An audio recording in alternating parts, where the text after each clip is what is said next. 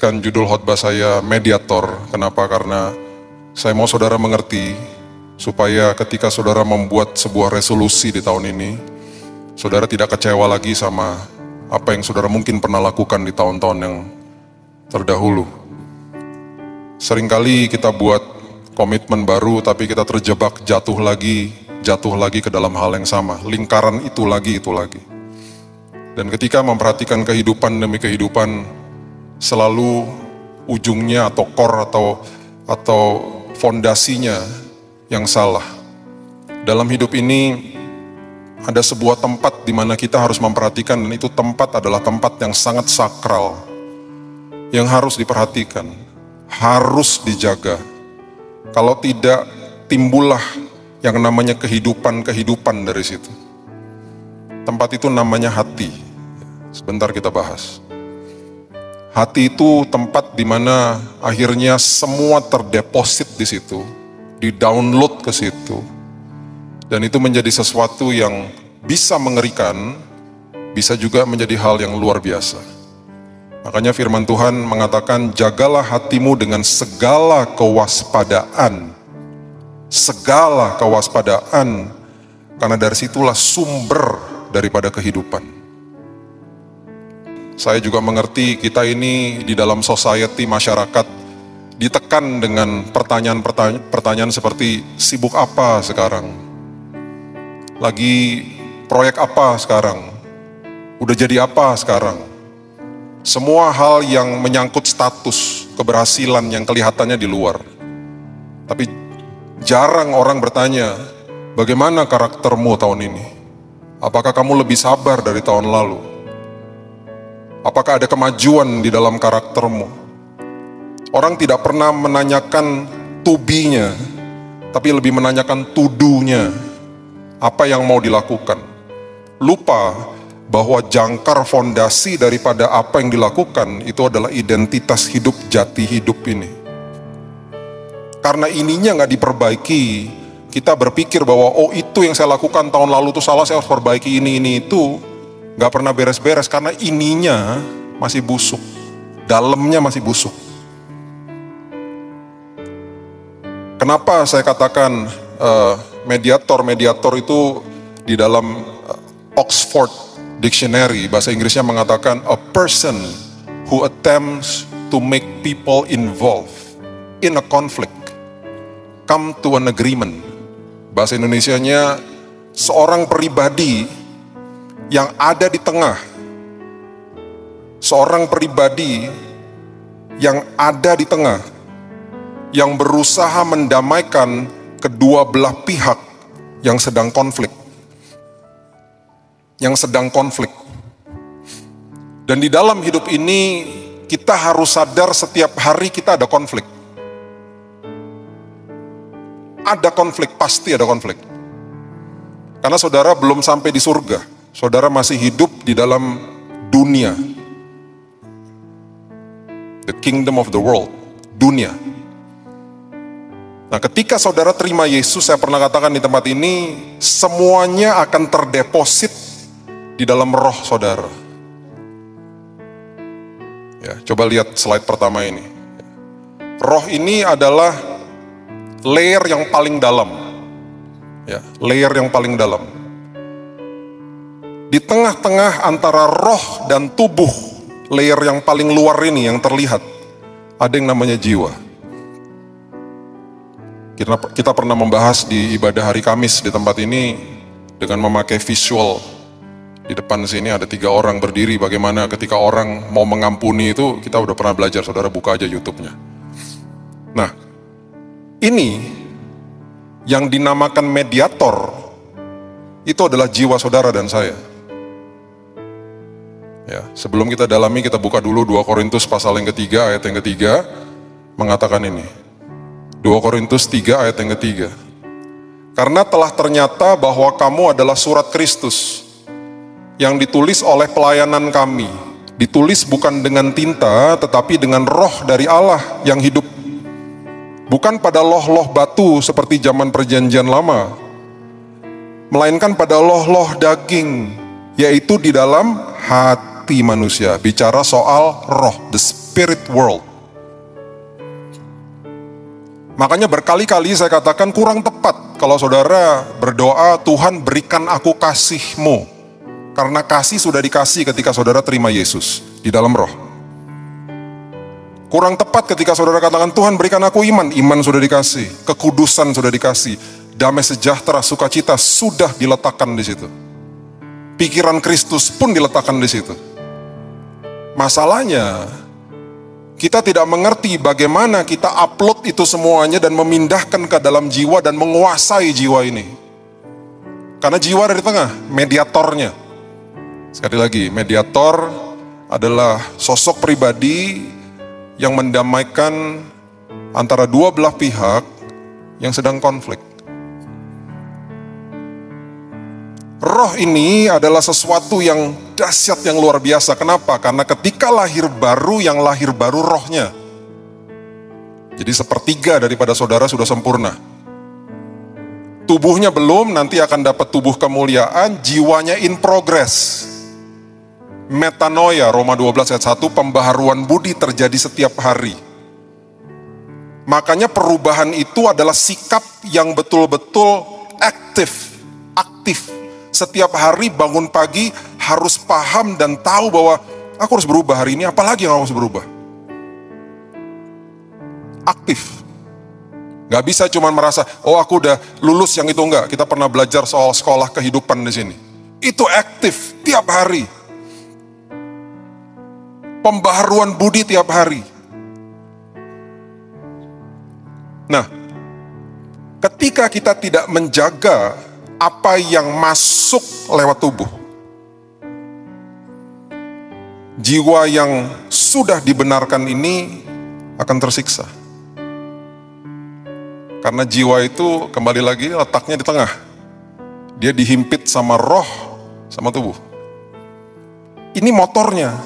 Ini mesinnya hidup di jiwa. Di jiwa itu ada emosi, ada kehendak, ada pikiran, dan yang paling dalam, hati. Hati.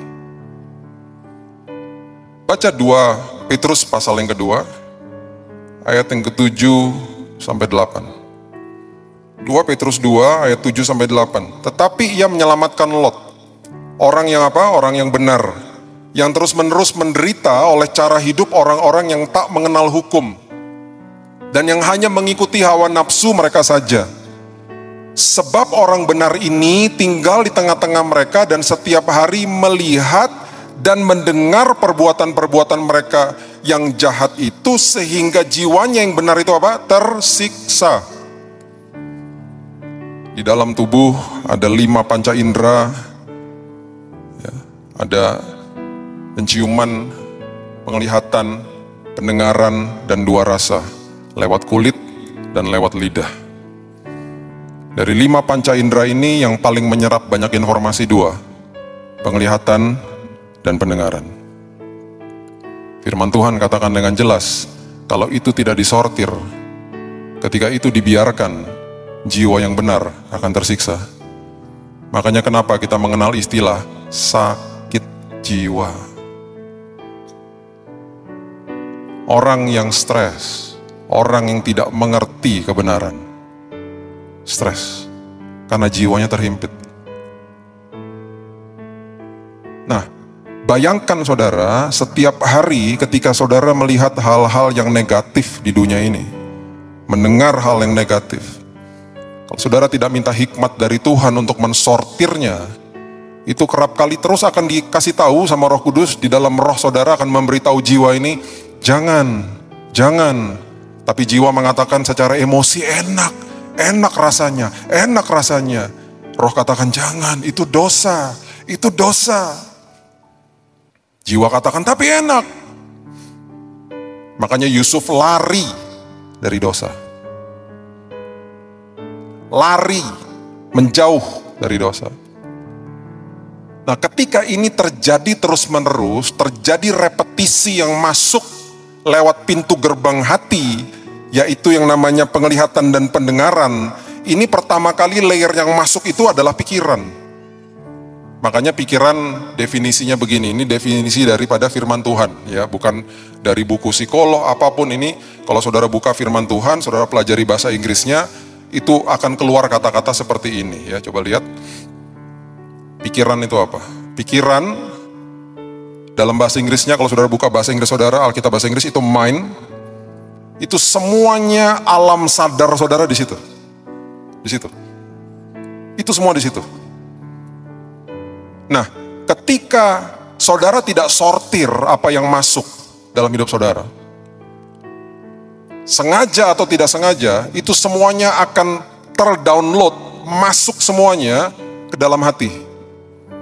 Alam bawah sadar. Nah, ketika sudah terdeposit di dalam situ, itu lambat laun akan makin banyak, makin penuh dengan perkara-perkara itu. Makanya kenapa orang akhirnya menemukan jati dirinya ketika ada tekanan. Ketika tekanan terjadi. Yang keluar bukan pikiran, yang keluar isi hati yang sebenarnya. Ketahuan langsung, oh itu, orang itu sebenarnya seperti itu. Dalam keadaan normal, manusia gampang menipu manusia lain dan gampang menipu dirinya sendiri. Ini yang saya katakan bahaya. Makanya jangan dianggap enteng ketika ada hamba Tuhan berdiri di atas ini katakan jaga hatimu. Ah itu lagi. Jaga hatimu, ah itu lagi. Bosen dengarnya. Bahaya, itu kata-kata klise memang, jaga hatimu. Tapi karena itu betul-betul adalah tempat di mana akhirnya kita menemukan jati diri yang sebenarnya. Ada orang yang bertahun-tahun di-abuse sama bapaknya, dipukuli. Seorang anak misalnya dipukuli dan dia lihat ibunya digebukin. Ketika dia bertumbuh dewasa, dia mulai masuk dalam sebuah dating dengan wanita. Mungkin belum kelihatan. Karena dia lagi kasih tahu kan, saya ini yang terbaik, orang-orang pacaran kan semua yang terbaik dikasih tahu. Belum kelihatan. Jadi waktu menikah, tiba-tiba keluar aslinya, dia lagi kesel, tiba-tiba pak, istrinya digampar. Anaknya ngeselin, anaknya dipukul. Dan ada beberapa kasus yang akhirnya pembunuhan terjadi. Dan kalau saudara lihat muka-muka mereka di kantor polisi, dan ketika mereka diinterview, ada yang mau diinterview, mereka katakan, saya kilaf pak. Kemudian banyak dari mereka katakan, saya juga gak tahu kenapa saya lakukan itu. Ini yang mengerikan. Makanya Yeremia menulis ini. Yeremia 17 ayat 9. Betapa liciknya hati. Lebih licik daripada segala sesuatu. Hatinya sudah membatu, siapakah yang dapat mengetahuinya? Dengan kata lain, bahasa aslinya, orangnya sendiri gak tahu. Jadi jangan pernah katakan kepada diri saudara sendiri, ya, oh saya baik-baik aja kok, saya oke-oke aja. Kita tidak pernah tahu apa yang sudah terdeposit di dalam hati. Makin kita intim sama pencipta kita, makin kita ngerti siapa hidup kita, siapa jati diri kita sebenarnya.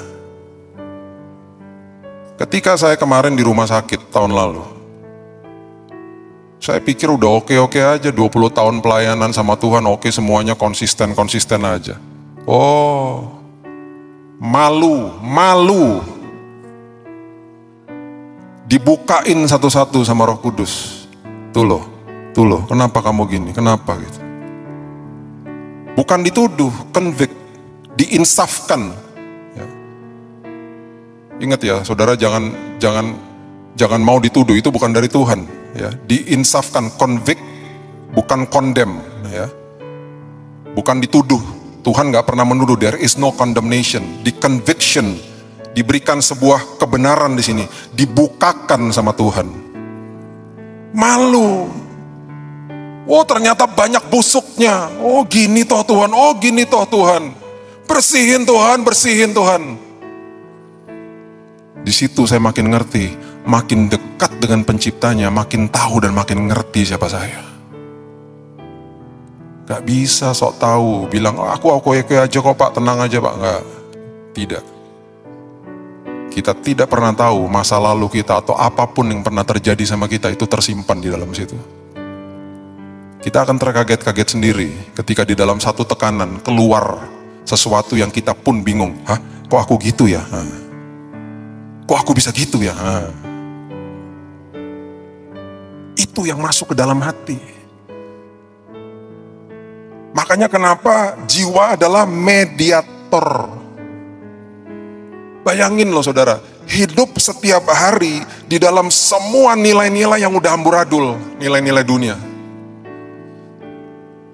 Sekarang bukan aja LGBT saja, LGBTQ, ayo ada Q-nya di belakang. Lesbian, gay, bisexual, transgender, Q-nya question. Question artinya masih belum menentukan status. Itu artinya question, masih bingung, masih mempertanyakan. Jadi bayangkan LGBT aja udah kelompok yang mungkin bingung dengan identitas hidupnya, ini ada Q-nya lagi. Jadi orang itu adalah orang bingung di kelompok orang bingung, ayo. Kan ngeri. Dan ini makin dikatakan sama dunia bahwa ini oke. Pertama Amerika yang membuat semuanya legal, mengatasnamakan hak asasi manusia. Saya nggak bisa khotbah seperti ini di sana, pidana saya, nggak bisa, pidana. Dan kemudian diikuti sama negara-negara lain, satu-satu mulai. Di Asia juga sudah mulai mensahkan perkawinan sesama jenis. Kemarin CNN minggu lalu memuat berita tentang saya lupa namanya tadi, pesawat EasyJet namanya, EasyJet low cost carrier ya dari Eropa. Biasanya kalau di kabin itu kan pengumumannya Bapak Ibu sebentar kita akan mendarat di bandara apa gitu ya kalau di sini. Kalau di luar negeri kan ladies and gentlemen gitu ya. Itu dikomplain. Banyak orang mengatakan begini loh, aku gak masuk dalam kelompok ladies, aku gak masuk dalam kelompok gentleman juga. Aku masuk di dalam LGBTQ itu. Jadi jangan disebut ladies and gentlemen, saya gak masuk di situ. Jadi harus sebutnya apa dong? Sebutnya everyone aja katanya. Dan diterima. Airlines-nya akhirnya membuat keputusan, akhirnya melakukan hal itu. Jadi pelan-pelan ini sudah diterima sama masyarakat. Yang tadinya tabu diterima. Puji Tuhan Indonesia masih punya rambu-rambu agama yang cukup kuat untuk menghalau itu. Tapi ini udah menyusup kemana-mana. Ini baru contoh satu aja, belum yang lain. Betapa mengerikannya setiap hari yang saudara hadapi dan gak makin baik. Alkitab katakan makin mendekat kepada kesudahannya makin ngawur. Makin ngawur. Jadi kalau masuk tahun 2020 ini yang sudah zamannya betul-betul digital era yang sudah sebenarnya mengerikan. Ya saudara buka channel aja udah ratusan channel, di luar negeri ribuan channel. Belum lagi dengan informasi yang ada di dalam tangan saudara. Itu bisa banyak informasi yang tanpa kita sadarinya masuk begitu aja dalam hidup ini tanpa disortir. Makanya ketika melayani orang-orang yang terlibat pornografi, sulit. Sudah terima Yesus ya sudah terima Yesus. Sudah dilepaskan tapi belum berarti dia bebas. Dilepaskan, belum berarti dia bebas. Karena pikirannya masih di situ. Karena ketika terima Yesus itu belum berarti hatinya semua itu langsung bersih. Rohnya yang lahir baru, hatinya berkala. Makanya bagaimana cara membersihkan hati yang sudah penuh dengan dosa, penuh dengan hal-hal yang begitu banyak sampahnya itu. Gak ada cara lain, gak ada cara lain. Harus mensaturasi hidup dengan firman setiap hari. Makanya renungkan firman siang dan malam itu dalam artinya.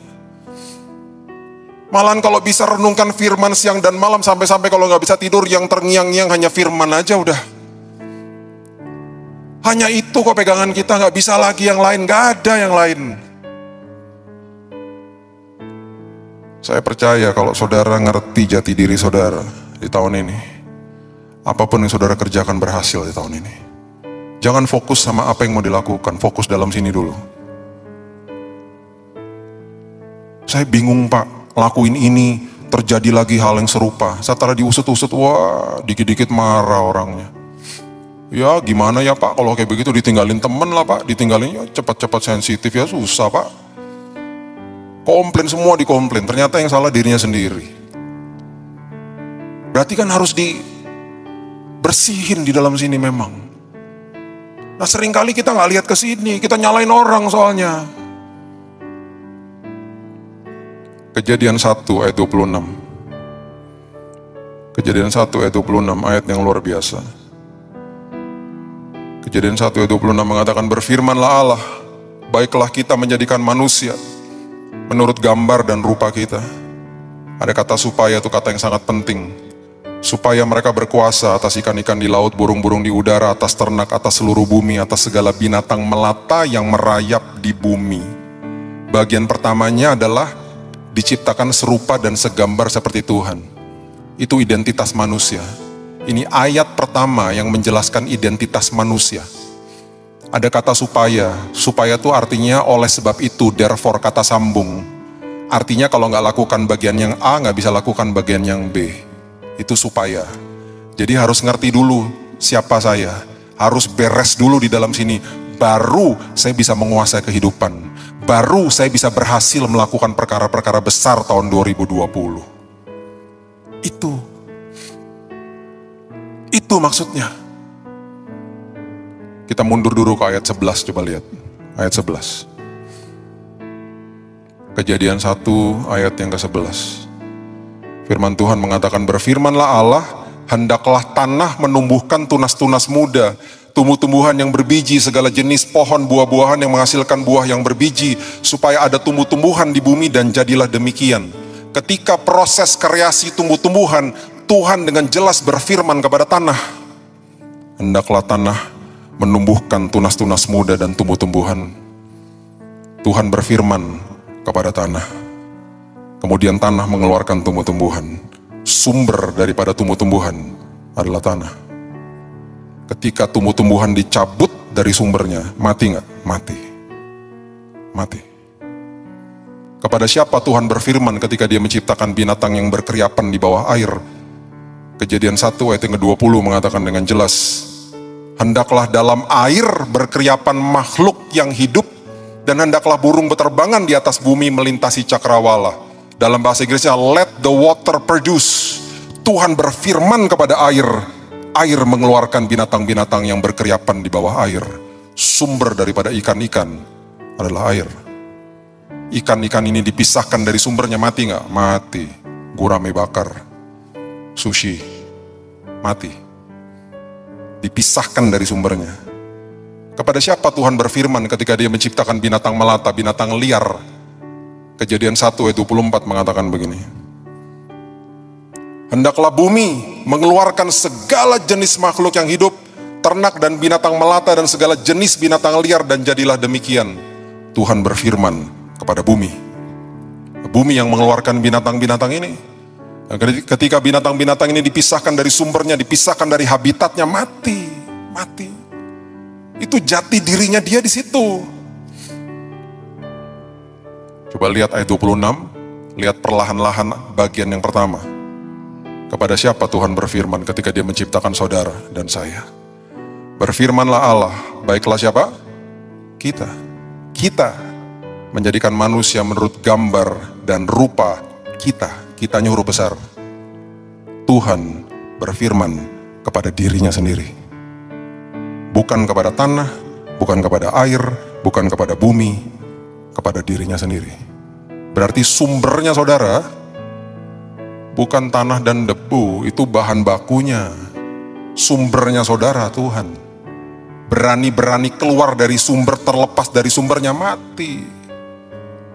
Itu maksudnya. Abide in me, tinggallah di dalam aku di dalam engkau. Apabila engkau minta apa saja, kau lakukan. bagimu. Itu jati dirimu di situ. Maret tanggal 11 tahun 2005. Saya nggak pernah lupa nonton CNN. Ada sebuah peristiwa yang mengerikan terjadi. Seseorang yang bernama Brian Nichols.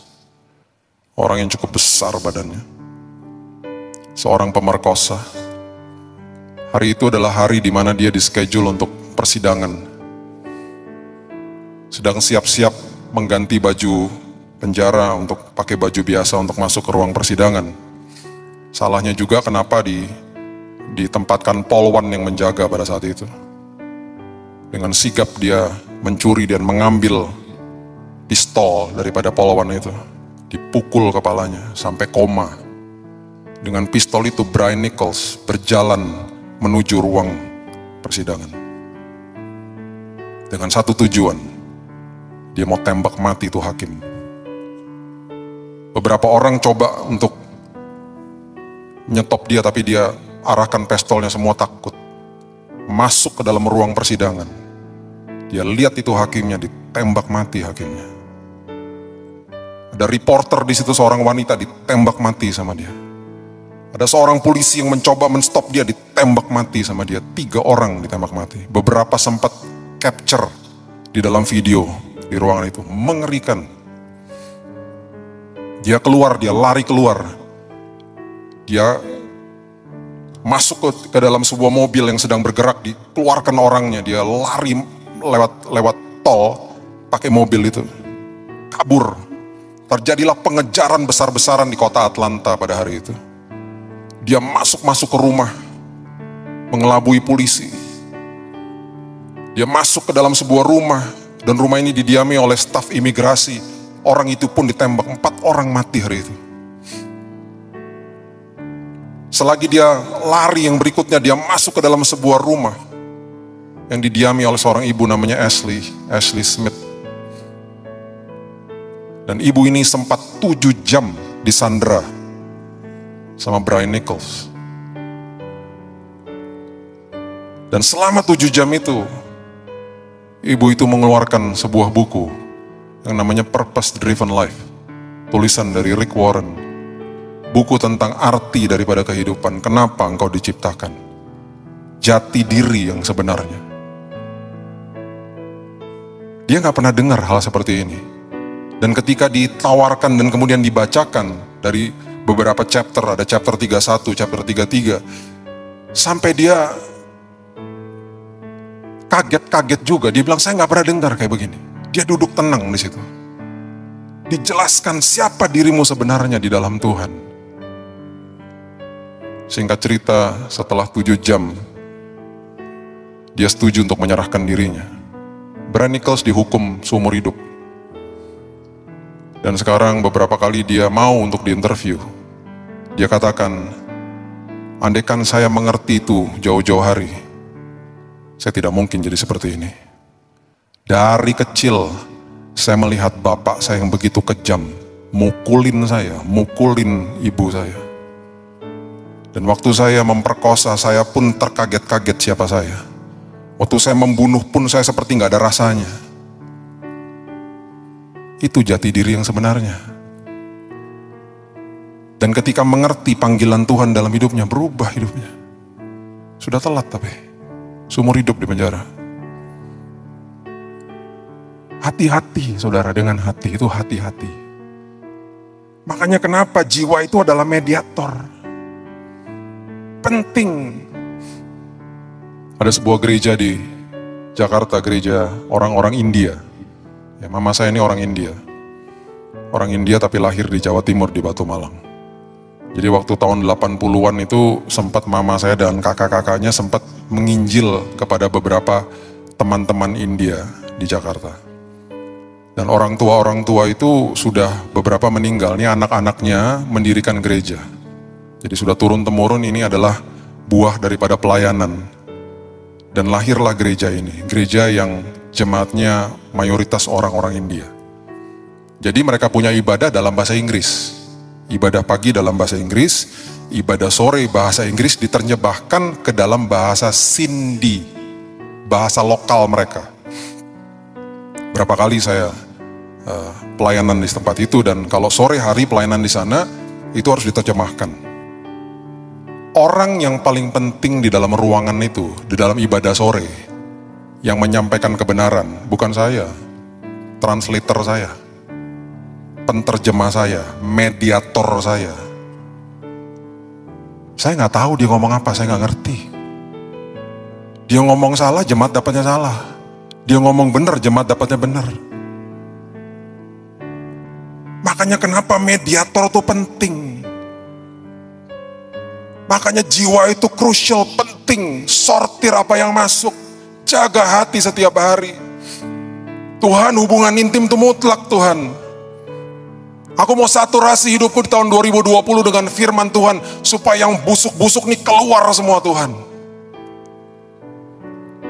Dan aku percaya apapun yang aku lakukan di tahun ini berhasil Tuhan. Karena sebelum aku lakukan itu, akunya udah berubah Tuhan. Makanya kenapa Yesus datang sebagai mediator, memperdamaikan manusia dengan Tuhan. Manusia diciptakan, ini betapa dahsyatnya. Kalau saudara baca sejarah awal daripada kreasi sampai kepada penebusan, dahsyat. Ketika manusia diberikan mandat untuk mendominasi hidup dalam dunia ini, manusia dikasih otoritas. Dengan otoritas itu ada bentuk tubuhnya. Begitu konsisten Tuhan. Makanya iblis tahu Tuhan itu konsisten. Ketika dia mencobai manusia pun dia harus masuk ke dalam format tubuh. Dipilihnya tubuh yang cerdik, hewan yang cerdik, yaitu ular. Ketika proses penebusan terjadi, Yesus pun begitu. Makanya Filipi 2 ayat 5-7 mengatakan itu. Coba kita lihat. Yesus mengambil rupa manusia, harus ada tubuhnya untuk proses penebusan. Filipi 2 ayat yang ke-5-7, firman Tuhan katakan begini. Hendaklah kamu dalam hidupmu bersama menaruh pikiran dan perasaan yang terdapat juga dalam Kristus Yesus, yang walaupun dalam rupa Allah tidak menganggap kesetaraan dengan Allah sebagai milik yang harus dipertahankan, melainkan telah mengosongkan dirinya sendiri, mengambil rupa seorang hamba, menjadi sama dengan manusia. Ambil format tubuh supaya bisa melakukan tugas penebusan itu. Dahsyat. Makanya Tuhan itu dikatakan kudus, integritas. Perkataannya, firman-Nya itu dia pun lakukan. Dia nggak bisa membantah firman-Nya sendiri. Dahsyat. Agung, kata holy itu begitu sebenarnya. Integritas. Penuh, wholeness, bahasa aslinya. Nah, ketika ini dilakukan, terjadilah yang namanya sebuah pembelajaran yang luar biasa. Karena dia katakan begini. Dia katakan kepada murid-muridnya, kemudian Paulus menangkap hal ini dengan luar biasa. Aku mediator, tapi ketika aku naik ke surga, aku minta engkau jadi mediatorku. Amanat agung itu memberikan tugas mediator antara dunia dan Tuhan. Mediatornya siapa? Saudara dan saya. Bagaimana kita bisa jadi berkat bagi orang lain kalau di dalam sininya aja kita ngawur, berantakan di sininya. Jiwanya nggak ngerti cara ngelola hati. Prinsip yang Yesus ajarkan adalah penyesuaian diri. Benang merahnya jelas. Penyesuaian diri, coba tampilkan slide ini. Penyesuaian diri selalu akan menghasilkan yang namanya hubungan. Ini prinsip firman, prinsip yang Yesus ajarkan. Hubungan akan menghasilkan sebuah level yang namanya kepercayaan, trust. Level yang paling tinggi adalah level yang namanya influence atau pengaruh. Jangan lupa prinsip ini saudara. Ini prinsip mediator yang Tuhan berikan dalam hidup saudara dan saya. Gak usah mulai dari jauh-jauh, mulai di rumah saudara sendiri. Saya sudah praktekkan, makanya saya berani khotbahkan. Makanya kenapa ini adalah sesuatu hal yang sangat penting yang diambil sama Paulus. 1 Korintus 9, coba saudara lihat. 1 1 Korintus 9 ayat yang ke-20 mengatakan begini. Demikianlah bagi orang Yahudi, aku menjadi seperti orang Yahudi. Ya, perhatikan kata menjadi seperti. Supaya aku memenangkan orang-orang Yahudi. Bagi orang-orang yang hidup di bawah hukum Taurat, aku menjadi seperti orang yang hidup di bawah hukum Taurat. Sekalipun aku sendiri tidak hidup di bawah hukum Taurat. Supaya aku dapat memenangkan mereka yang hidup di bawah hukum Taurat. Aku menjadi seperti itu adalah toleransi, penyesuaian diri. Kalau menjadi itu kompromi. Contohnya gini. Kalau saudara bicara sama anak kecil, saudara ngomongnya kan gini bahasanya. Halo, namanya siapa? Iya kan? Apakah saudara jadi anak kecil? Tidak. Saudara menjadi seperti anak kecil supaya saudara bisa ngobrol sama dia. Gak bisa ngomong sama anak kecil gini. Hey, apa kabar? Baik semua, oke. Gak ngerti dia.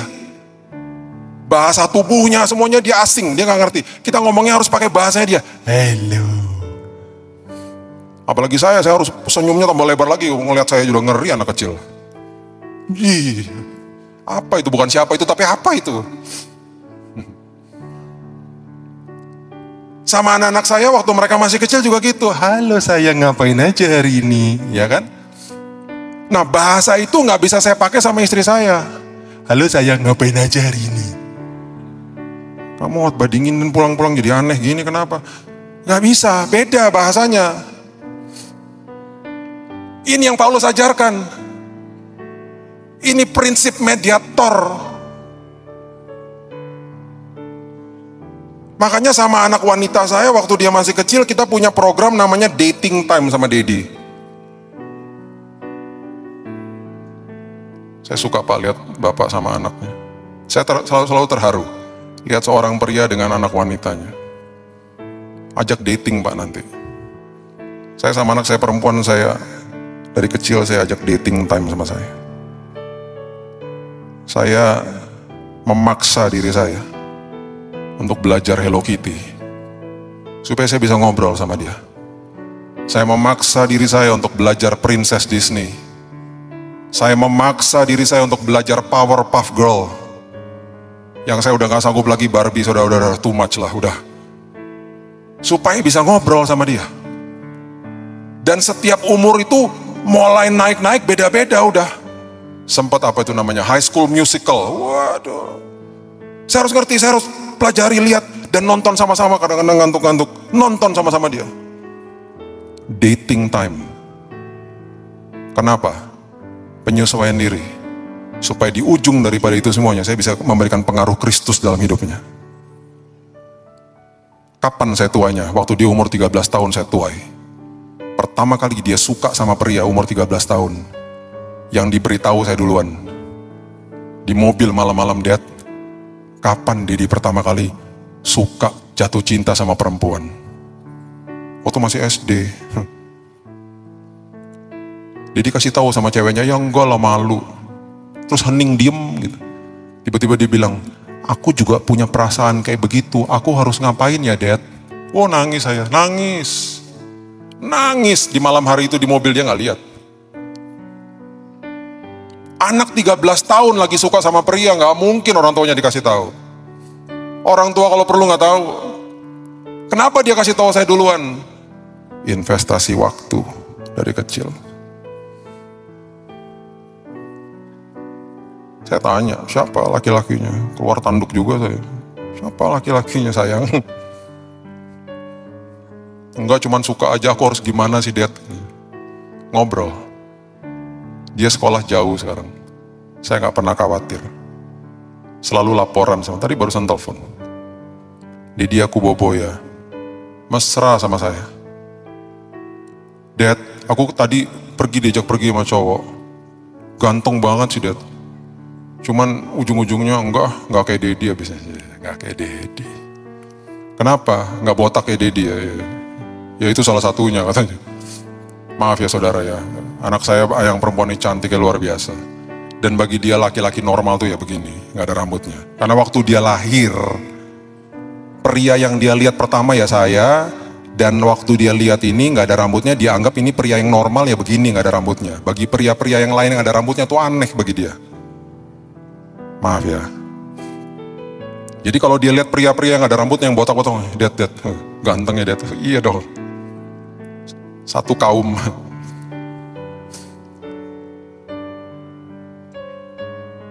Penyesuaian diri akan menghasilkan yang namanya influence. Makanya kenapa nanti trip ke Israel dan Turki bulan April ini, saya berikan judul fathering. Fathering. Kita belajar fathering. Belajar mempengaruhi keluarga dengan sistem kerajaan surga. Dan saudara, tanpa saudara sadari, ini dipakai sama dunia. Saudara pergi kemanapun, produk manapun, bicara sama consumer, product manager, apapun, siapapun, pakai prinsipnya sama. Prinsip Alkitabiah, penyesuaian diri. Odol Pepsodent misalnya ya, diiklankan di Indonesia misalnya. Dia akan pakai talentnya orang Indonesia. Tagline-nya tagline Indonesia. Penyesuaian diri supaya terjalin sebuah hubungan, repetisi dilakukan, akhirnya timbul kepercayaan. Ya, nonton terus, lihat, nyambung gitu ya. Tagline-nya kita hafal, lagunya, jingle-nya kita hafal gitu ya. Sampai akhirnya ujung-ujungnya terjadi sebuah influence. Kita ke Indomaret sama teman kita nanya, odol bagus apa ya? Pepsodent lah. Emang kamu pernah coba? Enggak pernah. Loh, kamu tahu dari mana? Iklan di mana-mana. Pasti bagus udah, ya gitu. Semua gitu. Berapa tahun yang silam, ada seorang pria yang jatuh cinta sama seorang wanita. Wanitanya belum tahu. Pria ini menyesuaikan diri sama wanita ini. Wanita ini suka makan bakso, prianya gak suka makan bakso. Prianya bilang gini, kalau kamu makan bakso ya saya temenin lah. Ngapain? Kamu kan gak suka makan bakso, gak apa-apa. Saya minum teh botol pun gak apa-apa, yang penting saya memandang dirimu sudah cukup. Gombalnya gombal. Pinter, pria ini jago ngerayunya. Penyesuaian diri akan menghasilkan hubungan. 3 bulan, 4 bulan ditemani makan bakso, dia nyatakan cintanya. Wah, mau gak kamu jadi pacarku? Oh ya maulah, kamu bener-bener setia nemenin makan bakso. Mau aku jadi pacarmu? Wah, berhasil. Level kedua berhasil. Masuk level yang ketiga, kepercayaan. Dia temenin lagi makan bakso selama 1 tahun. Wah, konsisten. Jago, ini pria jago. Sampai 1 tahun, wanita ini akhirnya betul-betul percaya. Dan waktu dia percaya, laki-laki ini langsung memberikan pengaruh yang paling hebat. Level terakhir, mau gak kamu nikah sama aku? Oh ya maulah. Bayangin, 1 tahun lebih loh kamu nemenin aku makan bakso, setia. Ini kamu pasti tipe laki setia. Bakso aja setia, apalagi pernikahan. Singkat cerita, mereka menikah. Ketika tamu-tamu datang di resepsi, tamu-tamu dikasih makan bakso. Anak-anak mereka dikasih makan bakso. Inilah cerita saya dan istri saya. Saya nggak tahu dia duduk di mana. Dia ada di tengah-tengah saudara. Mungkin di atas, nggak tahu di mana ya. Sorry ya sayang, dia nggak tahu saya mau cerita ini. Tapi ya sudah, anak udah 2 ya, udah besar-besar. Jangan sering-sering lah makan bakso. Tapi tadi dibeliin sama Bu Monica, dibeliin bakso. Hebat ya saya. Bisa memenangkan hatinya. Pakai prinsip firman Tuhan. Ayo. Penyesuaian diri.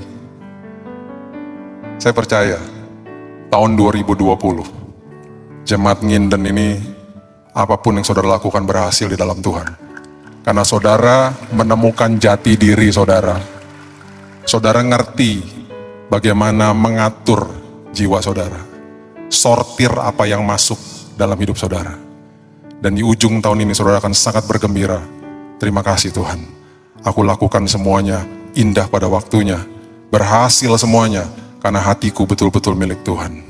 Berikan tepuk tangan kita untuk Tuhan kita.